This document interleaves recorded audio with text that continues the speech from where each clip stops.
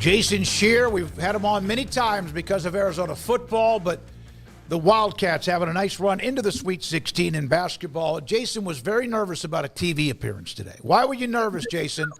No, I just said it now because usually I call in and you're like, "Oh, you're going to be on camera." I was like, I got 4 dogs, so I got to get them out of the room. Okay.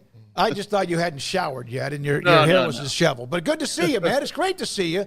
So this is a nice run they're on. Tommy Lloyd and the Wildcats, they've had a couple of doozies. Those BYU, Houston, and Arizona had to hold on, but they got through. Why are they right now playing, it looks like, as well as they've been playing? Yeah, I mean, it's never easy with Arizona. Like, it's against Oregon, they got off to the big lead, and they were able to settle in and win that game. The thing with Arizona is it's been all season. When they defend, they are very, very good. Their defense was inconsistent. They started the season off poor on defense. In the middle of the year, it was outstanding. Towards the end of the year, it kind of tapered off a bit. When they defend, they're very hard to beat. And I think in the first 2 games of the tournament, their defense has been as good as it's been, when it was really good this season. And that's why they're winning basketball games.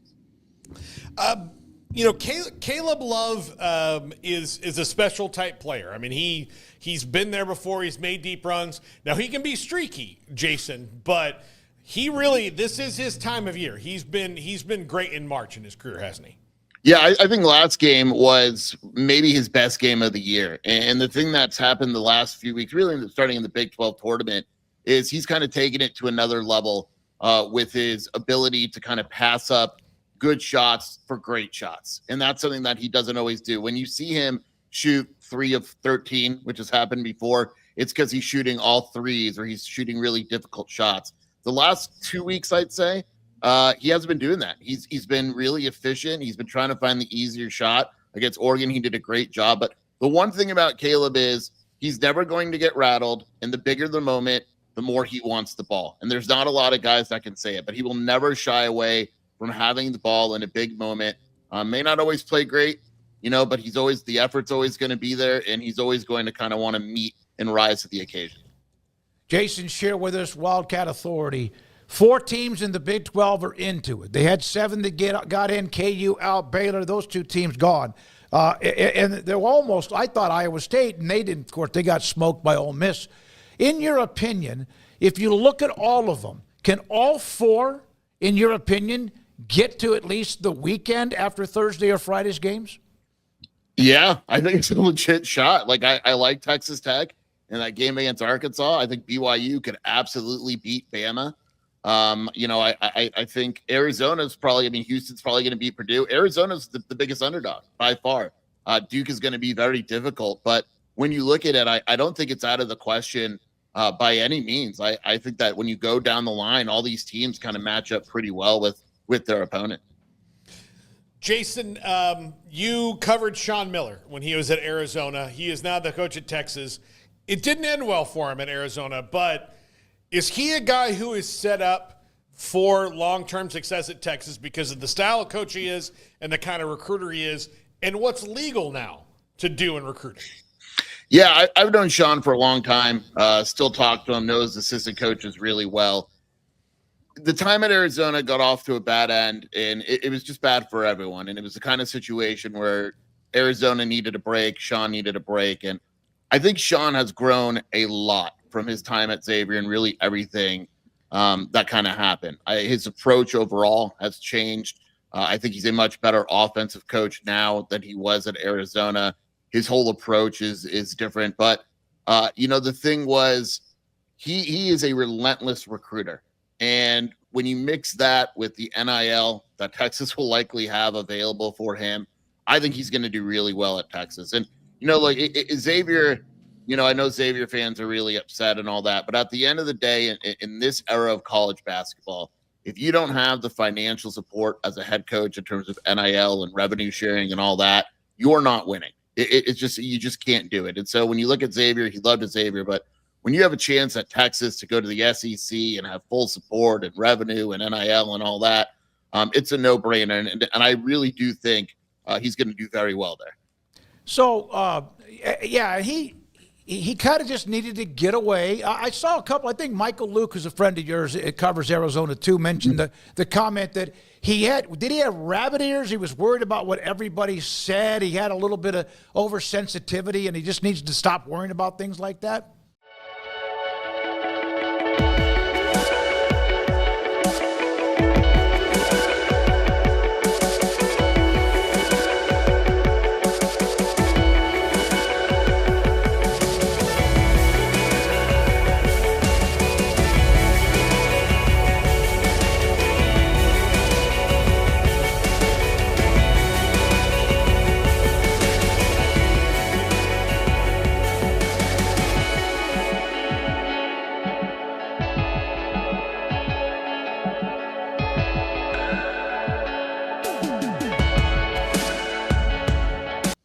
When he was at Arizona, he was the most stressed coach I've ever been around, in that like it would consume his entire life, and to the point where it negatively impacted him. Like he wouldn't even go out to dinner in Tucson because he didn't want people to come up to him. When he did go out to dinner, he'd sit in like the back of a restaurant so no one could see him.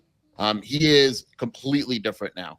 He's embraced the community aspect and all that. And I just think that, you know, there was a time at Arizona where like it really, really consumed him, started hurting relationships in his life and all that. And he was able to kind of step back and learn a lot about that whole situation and about himself. And I think he's grown as a person and a coach because of it. Jason Scheer with his Arizona into the Sweet 16, one of 4 Big 12 teams to move into the week of Thursday, Friday games.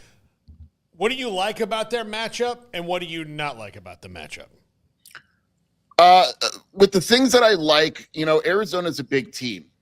Duke is the biggest team in the country, but Arizona can match their size at most positions. And I actually like the guard matchup. I think Jaden Bradley and Caleb Love, when they're on, I would put them against anyone. The issue that I have with Duke is like they don't do anything bad. Like they're good at everything.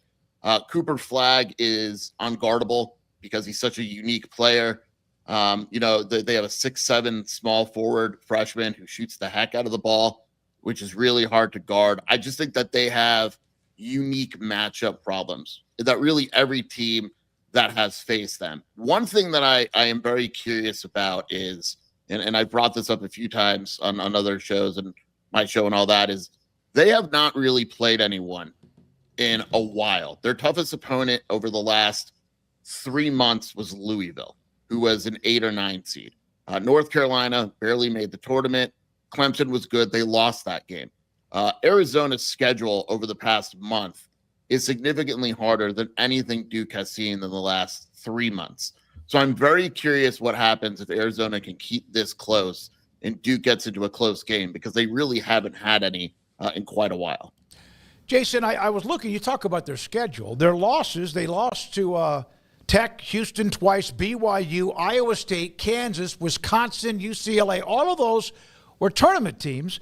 And I think they lost to West Virginia, which is a team that was like basically one of the last to get in or out in the tournament. They have played, you're right, a fantastic schedule. Was there a time they lost 4 out of 5 at one point? Was there a time when you wondered how good they were going to be? And they also, of course, played Duke earlier in the year. Yeah, that's the time. I mean, they played Wisconsin at Wisconsin. They got blown out. They lost by 15. Then they played Duke at McHale and got blown out, which doesn't happen. They win a game. Then they go to a tournament. They lose to Oklahoma. They lose to West Virginia. They only beat a bad team there. And it's like, okay, they've lost 4 out of 6. Will they even make the NCAA tournament? It just didn't look good. And then it clicked. It just clicked for them. And even against that UCLA loss, they're up like 12 points and they blew a lead. And they didn't score for like the last 6 minutes of that game. It was bad. And part of it, I think, was Krevis, their center, was injured. And then he was coming back. And he still wasn't healthy. And they were kind of trying to mix that back in the rotation. And then he got hurt again. And he was supposed to be a major part of this offense. And so they kind of had to adapt. And that took some time. And it wasn't always pretty when they did it. Finally, they adapted to playing without him. And that's kind of when they took off a little bit. And they struggled in the back half of the schedule in Big 12. But then you look at who they lost to, and it's like, well, they lost to really good teams that a lot of teams would lose to. So you can't get too down on them. But, yeah, early in the season, it did not look good at all. And you did have to wonder if they would even make the tournament. I saw them at Baylor. I was able to go to that game. It might have been on a Saturday afternoon. They blew them out. It jumped off well. They slowly but surely and they ended up winning. I was very impressed with. They have a lot of different, a lot of length, and they have size, as you mentioned. But I just was so impressed with them. They looked at that point pretty good, and that was a while back. So I was impressed at that time. Of everybody left, Houston, Texas Tech, Arizona, and BYU. Rank them right now, in your opinion, and maybe just goes as status quo how they finished in the conference. I don't know. Yeah, I mean, if we're talking about rank them in terms of the runs they'll make, like I think Arizona is probably fourth in that because they're facing Duke. I think Houston might be the best team in the country. I really do. I think them playing Purdue, and I think it's in Indianapolis, is ridiculous, but I still like for them to beat Purdue. I think they're really, really good. And they are the one team that the physicality they would have with Duke in the Final Four would make it tough. Texas Tech, I really like their draw. So I'd probably go Houston, Texas Tech, Arizona, BYU. Again, though, all winnable games. Like that BYU Alabama game to me is going to be insane. I mean, it's going to be just shooting and offense. It's going to be awesome. But I really like Texas Tech in this tournament, and I really like Houston as well. Jason Scheer with us. That game against Duke was in Tucson, and they got beat up pretty good. I was looking at that box score. Somebody asked in the chat room, where was that game? But you mentioned it was in Tucson, and they controlled that game. Do they have somebody that goes face-to-face or can handle or at least contain Cooper Flagg? Probably not, to be blunt. And that game in November was way different. I mean, Duke had a different starting point guard then as it does now. Arizona's starting center was Krivas, who's not even playing. He's out for the year. Henry Vasar, who, you saw him in the Baylor game, could be really good. It's like 10 minutes that game. ADO, who closed the Oregon game out the other night, played 3 minutes in that Duke game. So it's kind of hard to draw parallels, but you're right. I mean, I wonder if part of Arizona's strategy is going to be like, look, we're going to guard Cooper Flagg one-on-one. We're going to try our best. He's going to get his. It's the other guys we have to worry about because Toby Awaka, who was great against Oregon at the end of the day, is only 6'7". Trey Townsend cannot guard Cooper Flagg. There's a freshman, Carter Bryant, who's got the length and athleticism to guard Cooper Flagg. I don't know if he has the strength, but I have a feeling they're going to give that a shot and see what happens. All right, Jason Scheer with us right now, 365 Sports. Paul? Jason, you have an interesting candidate for the Stanford job. I just saw on Twitter right before. You think it should be John Gruden?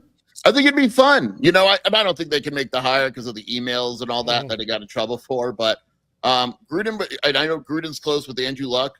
They love each other. And so that would be interesting. Another name that's come up is Jason Garrett, who doesn't have a job, and he was in the running for Stanford. I think you don't make this move unless you know pretty well who you're going to hire. I mean, to fire a coach in March could be brutal. But now the transfer portal's open already. You got to be quick. I have a feeling Andrew Luck knows exactly who he wants to hire, like 2 or 3 guys he wants to hire. Yeah, but Gruden, you think somebody will pull the trigger eventually? I don't think it would be Stanford. Again, no, it wouldn't be Stanford. You got to think about the leanings of who runs the university, where in the country he is. And it would be a tougher – some of what he wrote? Yeah, and then what he wrote, it's a tougher sell of, we've got to give this guy a second chance there than in some other places. Obviously. And look, he should have been, everything that happened to him is well documented. I'm just saying that, he's going to get, Jason, you think he's going to get in somewhere if he really pushed it. If he really pushed it and he wanted to get in at, a lower level, I think he could easily do it. But it's got to be the right situation. It won't be Stanford. It was more of a joke. There's no way Stanford hires a guy like Gruden with that background. It's got to be a perfectly clean coach with no issues whatsoever. It's Stanford. I doubt Gruden even gets a look. It would be great. He clearly wants to get back in coaching when you watch him on videos and stuff. And he said, I think the other day, that he wants to get back in coaching, but it's got to be the right job for him. Garrett's got the squeaky clean image, the look, and of course where he ended up was at Princeton, right? Did he played football at Princeton? So he seems to have that. What are your thoughts about Oh, I just went blank on something. I just went that a general manager, because they don't have an AD, fires a football coach, because we're in this trend now with people having GMs in college athletics. Why not just make him the AD? Because maybe they will. Yeah. Yeah. I mean, he's clearly more than just a general. I mean, it's a heck of a precedent, right? And I would doubt. I saw someone on Twitter ask me if I think any other team in the country has the power to do that. I don't. I can't think of a GM like Arizona's GM. Very clearly does not have the power to do that. The GMs that I know of are directly under the head coach. But I mean, at this point, Andrew Luck is clearly the acting athletic director. And went to the president with that decision, and it was accepted and all that. But it's a pretty wild situation if we wind up giving GMs the power now to fire football coaches as well. Yep. No, thank you, Jason. Appreciate your time with the Wildcat Authority on Arizona, one of the 4 Big 12 teams into the Sweet 16 with Houston, Texas Tech, also BYU, and the Wildcats.